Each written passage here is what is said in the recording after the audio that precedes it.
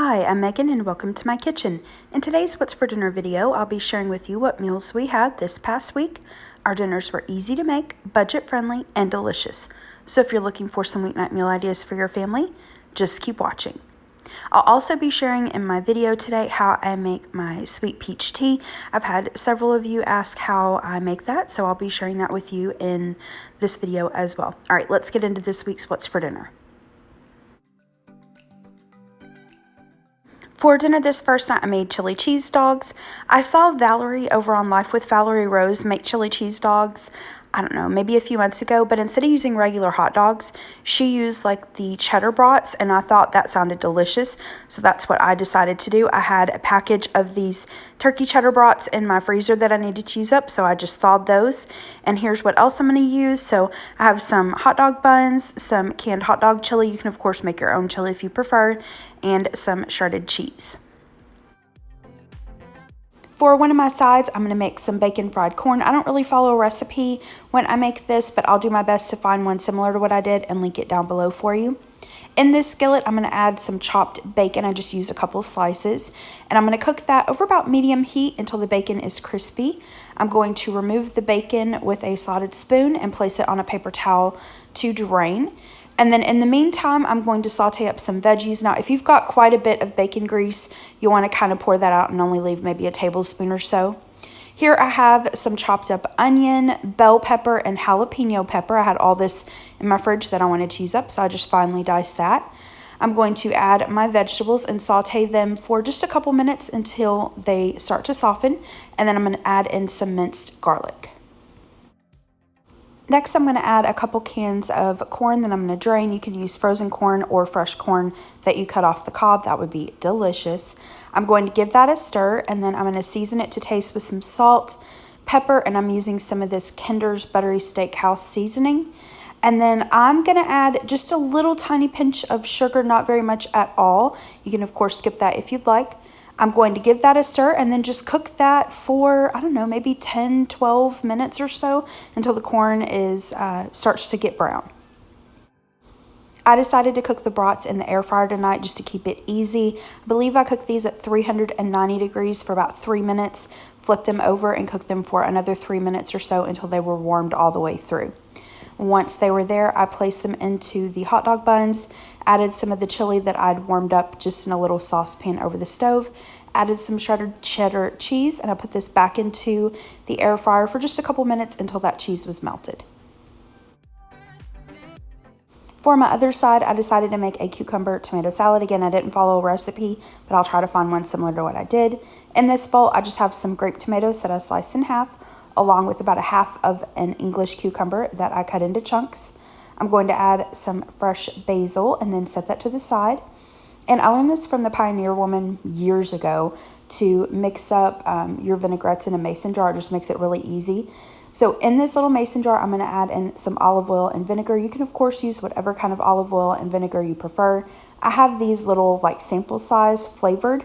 So I've got a basil flavored olive oil and peach flavored white balsamic. So that's what I'm going to use. And I just did basically equal parts of the oil and balsamic vinegar. I'm going to add just a tiny pinch of sugar, some salt and pepper, and then place the lid on the mason jar and give it a really good shake until it's combined really well.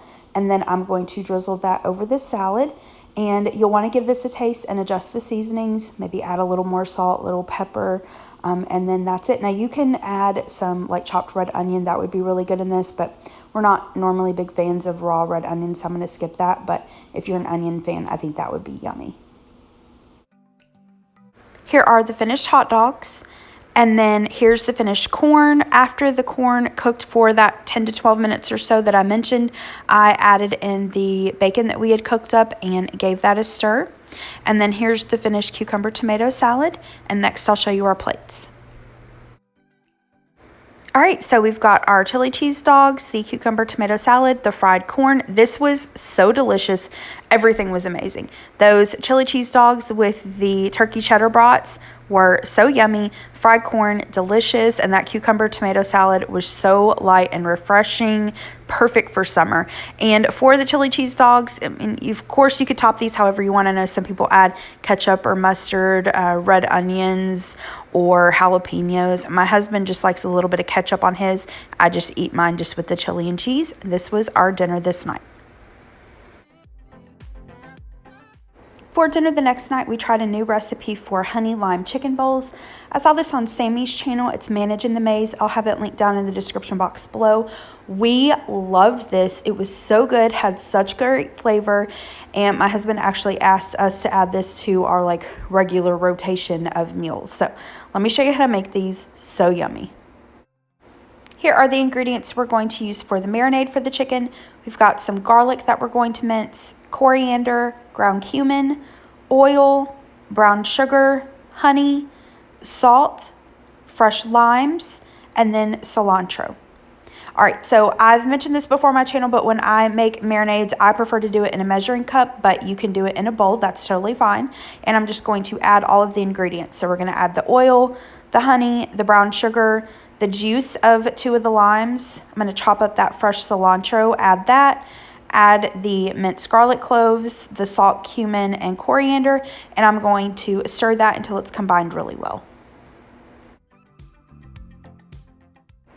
Next, I'm going to add a couple chicken breasts to a Ziploc bag. Now, you could use chicken thighs if you prefer to use dark meat. I'm sure that would be delicious. I'm going to add in the marinade and then give the marinated chicken a little zhuzh, shake it in the Ziploc bag a little. And then I'm going to place it into my refrigerator for maybe 3 to 4 hours to allow it to marinate. Here are the ingredients I'm going to use to make the sauce for the bowls. I've got some semi-homemade ranch dressing. This is just milk, mayonnaise, and some dry ranch dressing mix, fresh lime juice, cilantro, and salsa verde. And to make this, we're basically going to combine all the ingredients in a blender or food processor and whiz it up, and that will be ready. So I'm adding in the ranch dressing, some of the salsa verde, the cilantro, and then the fresh lime juice. And I think I missed a couple of ingredients. I just forgot to set them out. Like I think Sammy used fresh garlic and maybe something else. But like I said, I'll have her video linked down in the description box below. Even without the ingredient or two that I missed, this was really good.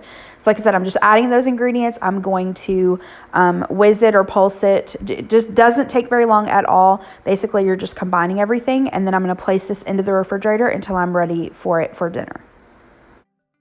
I'm also going to make some cilantro lime rice. Now you can use the rice in the packets. I like to use my rice cooker. I've mentioned my rice cooker before, many times before on my channel. I don't know if I've mentioned this though. In high school, my best friend is, she's Vietnamese, and my high school boyfriend is Laotian, and his family owned like a Laotian Thai restaurant. And they and their families all use rice cookers. So I fell in love with rice cookers a long time ago. I swear by them. If you are intimidated by making rice, buy yourself a rice cooker. You don't need to spend a lot of money or get a big fancy one. This one I bought years and years ago at Walmart, and it was like less than $20, and they're still about that same price range. So all I'm going to do is rinse my rice really well under some cold water, add it to the rice cooker, then you'll add your liquid. In this case, I added some water and chicken bouillon powder. I'm going to add some of the cilantro that I've chopped up, some of the fresh lime juice, salt. I'm going to cover this with a lid and then just turn it to cook. And when it's done, it will flip from cooked to warm. To cook your chicken, you could grill it, bake it, cook it in the air fryer. I'm just cooking it in a skillet. So I've got a little bit of oil and butter in this skillet. It's over about medium heat. Once it's hot, I'm going to add in my chicken, and I cooked this for about 5 minutes on each side. How long it takes to cook really ultimately depends on how big your pieces of chicken are. As you can tell in this picture, one of my pieces are a little bit bigger than the other, so that one took a couple extra minutes to cook. You just want to cook it until it's at least 165 degrees internal temperature. Here's the finished chicken. I did allow it to sit for about 10 minutes before I sliced into it. And I don't know if you can tell from this picture, but it looks like it's a little bit burnt. It's not really burnt. Remember in that marinade, we put honey and garlic, and so that's going to caramelize. But those little like really caramelized bits are some of my favorite. They're so delicious. All right, so here's everything that I'm going to use for the bowls.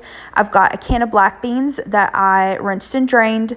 I have some corn here. You could use fresh corn, canned corn. I have some of the Trader Joe's roasted corn. I thought that would be yummy, so I just allowed that to thaw. And then we've got some guacamole, pico de gallo. Of course, you could make your own homemade. For this night, though, I kept it easy. I just bought store-bought. We've got some of that cilantro lime rice, some extra cilantro, and then we have that homemade ranch dressing that we made earlier.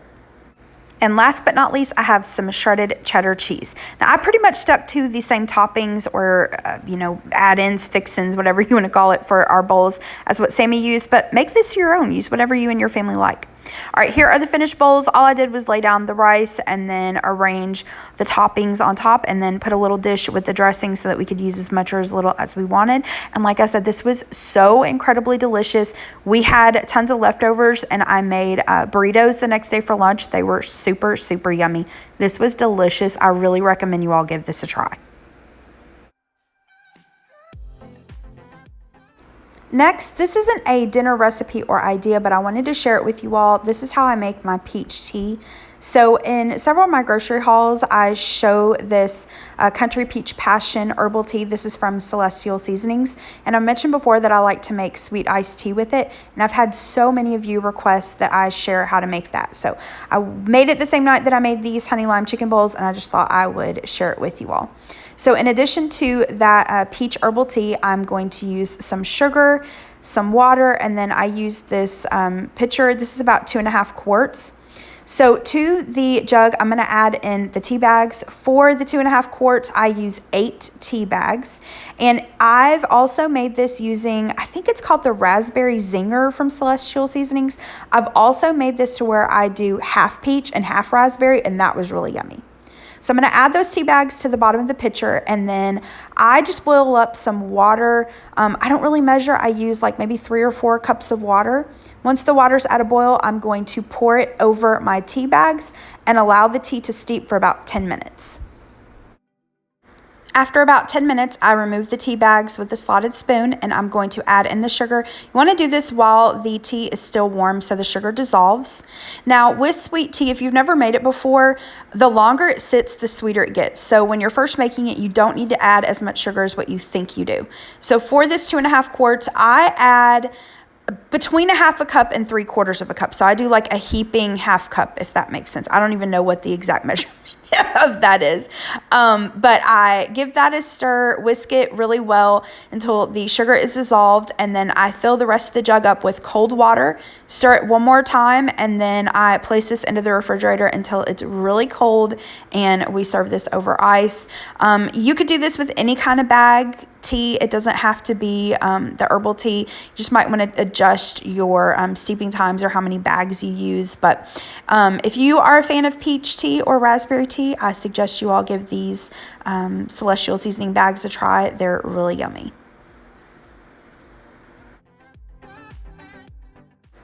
For dinner the next night, I forgot to get a picture, but we just had leftovers. We weren't hungry at dinner time, so we ate later in the evening, and we ate at different times. We literally just scrounged through the refrigerator. We had bits and pieces of leftovers. We had some of the leftover honey lime chicken, the fried corn, the cucumber tomato salad, and some leftovers from lunches that we had had. So we just scrounged through and found what we could find, and that was our dinner this night.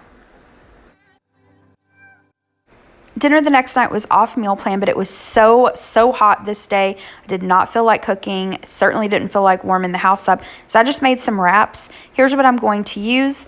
I've got some of the spinach mission wraps, some fresh spinach, this rotisserie chicken breast that I got from Walmart, and then some grape tomatoes. And I've got a couple wheels of this. It's basically the Aldi version of Laughing Cow cheese and some sliced mozzarella cheese. Use whatever you like in these wraps. I just dug through my fridge and used what I had on hand. Earlier this day, I had ran into Publix for something, and when I was in their deli, I grabbed one of these little sides of their Caesar pasta salad. It's so good. I've made like a copycat version before on my channel. It's delicious. And then I got this little like Italian pasta salad for my husband. Here are the the plates. So I just made the wraps, just laid down the Laughing Cow cheese, some of the mozzarella cheese, the veggies, the meat, rolled them up, and then we've got the pasta salad. This was dinner this night. It was easy, it was quick, it was super yummy, and I did not have to heat the house up, so it was perfect. Dinner the next night was also off meal plan, but I've been super busy this day, cleaning and organizing, running errands, doing all the things, and just didn't feel like cooking dinner. Not at all healthy, fancy, or gourmet, but hey, it hit the spot and we got fed. So here's what I'm going to use. I've got a box of Velveeta shells and cheese. I've got a package of these Tyson chicken breast strips, and then a package of the Tyson honey battered chicken tenders. These were our first time having the honey battered. They were actually pretty good. All right, so for me, I just cooked the Velveeta shells and cheese according to the package instructions, and then I cooked myself the Tyson chicken strips, the crispy ones, in the air fryer at 400 degrees for about 7 or 8 minutes. Flipped them, cooked them another 7 or 8 minutes or so, and then my husband was at the gym this night, so after he got home from the gym, I cooked up the honey battered chicken tenders. He requested those, and we just had those with I had some homemade honey mustard with my chicken strips. He had some of the Buffalo Wild Wings mild sauce with his, and that was our dinner this night. For dinner the next night, I tried 2 new recipes. I'll have them linked down in the description box below. The first is from Plain Chicken. It is a taco ranch chicken. Here are the ingredients that we're going to use for this. I've got some oil, ranch dressing, taco seasoning, lime juice, white vinegar, and then chicken. Now, I believe the recipe calls for chicken breasts. You could, of course, use chicken thighs if you prefer. I placed the chicken in a Ziploc bag, and then in a separate measuring cup, I combined all of the ingredients, added them to the Ziploc bag with the chicken, gave it a little zhuzh, and then placed the chicken into the refrigerator to marinate. I marinated this overnight, but you could do as little as a couple hours. I'm sure that would be fine.